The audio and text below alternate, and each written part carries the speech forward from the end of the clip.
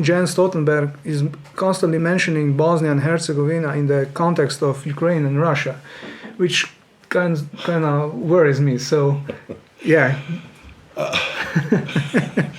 Well, I think Jens might have missed the 8,000 mujahideen that got flown into Bosnia. That's just a little detail that is important. And so I don't want, like I said, going around to all the countries, everyone, I don't see any of that. Everyone's happy and good, and there had to be something coming in from the outside to ever create what happened. And I think it's better forgotten. I've spent my time with a lot of students who are just have all hope, and Zagreb is a beautiful town, and I'm sure Ljubljana when I get there.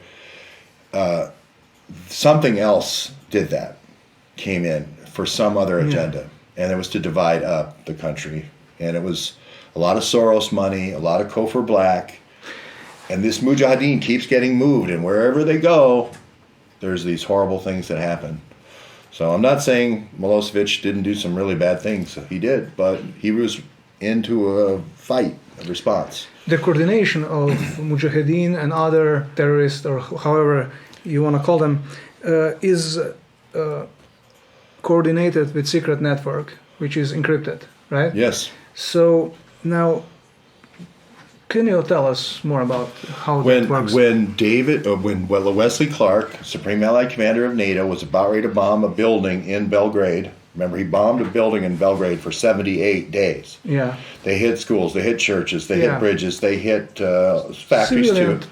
Targets. But a lot of civilian targets were hit. They could call on an encrypted BlackBerry military-grade phone given to them by the OSCE, supposedly peacemakers for the NATO, Organization of Security and whatever.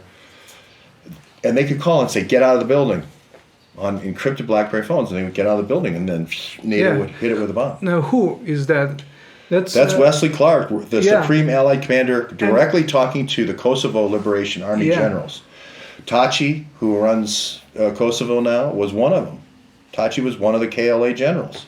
And he had this BlackBerry. No, BlackBerry. Yeah, Blackberries. Yeah. First use. BlackBerry. Yeah. Dmitry Alperovich, the guy who ran the DNC hoax,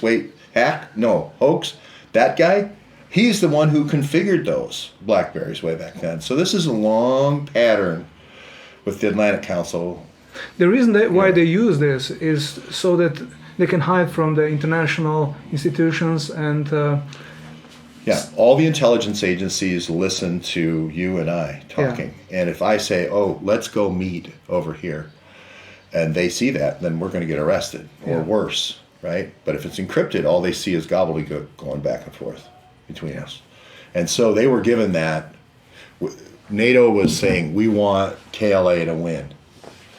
And we want Kosovo to be cut off the bottom of Serbia. And we want Vojvodina to be cut off the top of Serbia. And that's what happened.